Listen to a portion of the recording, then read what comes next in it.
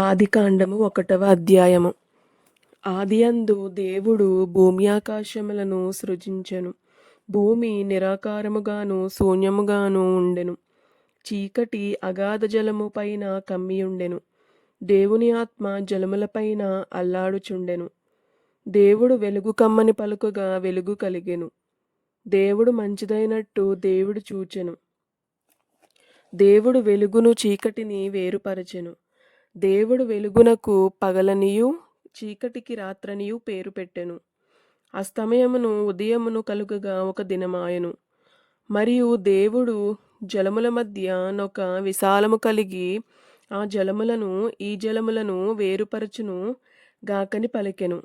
దేవుడు ఆ విశాలము చేసి విశాలము క్రింది జలములను విశాలము మీది జలములను వేరుపరపుగా ఆ ప్రకారం ఆయను. దేవుడు ఆ విశాలమునకు ఆకాశమని పేరు పెట్టెను. అస్తమయమును ఉదయమును కలుగగా 2వ దినమాయెను. దేవుడు ఆకాశము క్రిందనున్న జలము ఒకచోటనే కూర్చబడి ఆరిన నేల కనబడునుగాకని పలుకగా ఆ ప్రకారం ఆయను. దేవుడు ఆరిన నేలకు భూమి అని పేరు పెట్టెను. జలరాశికి ఆయన సముద్రములని పేరు పెట్టెను. అది మంచిదని దేవుడు చూచెను. దేవుడు గడ్డిని విత్తనములిచ్చు చెట్లను భూమి మీద తమ తమ జాతి ప్రకారము తమలో విత్తనములు గల ఫలమిచ్చు ఫలవృక్షములను భూమి మొలిపించుగాకని పలుకగా ఆ ప్రకారం ఆయను. భూమి గడ్డిని తమ తమ జాతి ప్రకారము విత్తనములిచ్చు చెట్లను తమ తమ జాతి ప్రకారము తమలో విత్తనములు గల ఫలవృక్షములను మొలిపింపగా అది మంచిదని దేవుడు చూచెను. అస్తమయమును ఉదయమును కలుగగా 3వ దినమాయెను.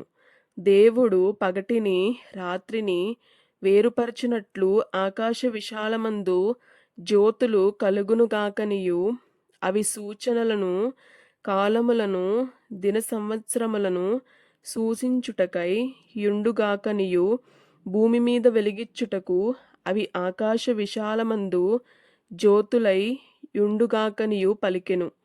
ఆ ప్రకారం ఆయను. దేవుడు ఆ 2 గొప్ప జ్యోతులను అనగా పగటిని ఏలుటకు పెద్ద జ్యోతిని రాత్రిని ఏలుటకు చిన్న జ్యోతిని నక్షత్రములను చేసెను.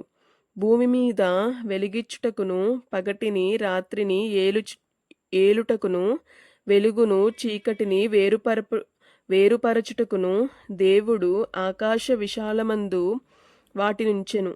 అది మంచిదని దేవుడు చూచెను. అస్తమయమును ఉదయమును కలుగగా 4వ దినమాయెను.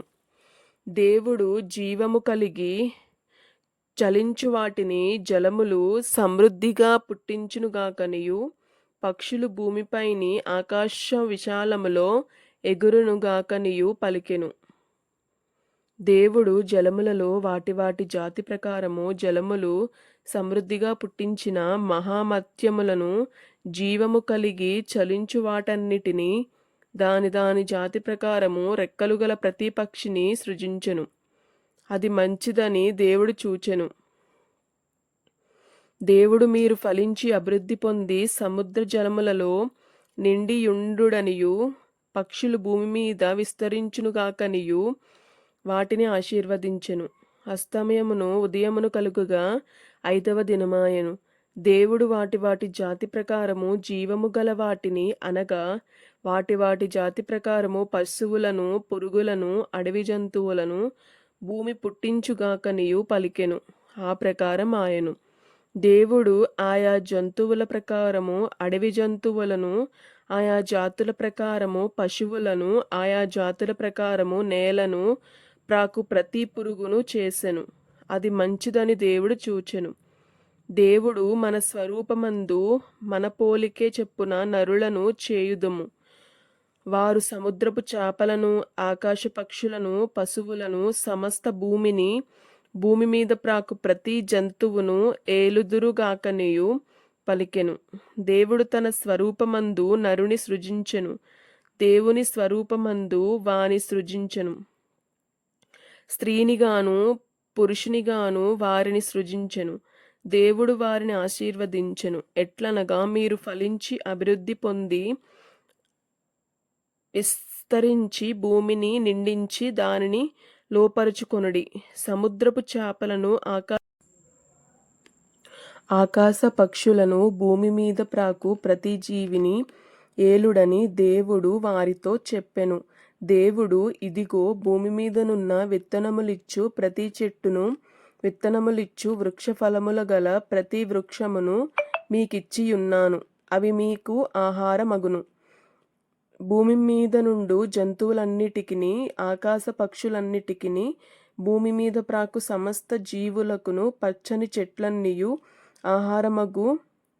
ఆహారమగునని పలికెను. ఆ ప్రకారం ఆయను. దేవుడు తాను చేసినది యావత్తును చూచినప్పుడు అది చాలా మంచిదిగా నుండెను. అస్తమయమును ఉదయమును కలుగగా 6వ దినమాయెను.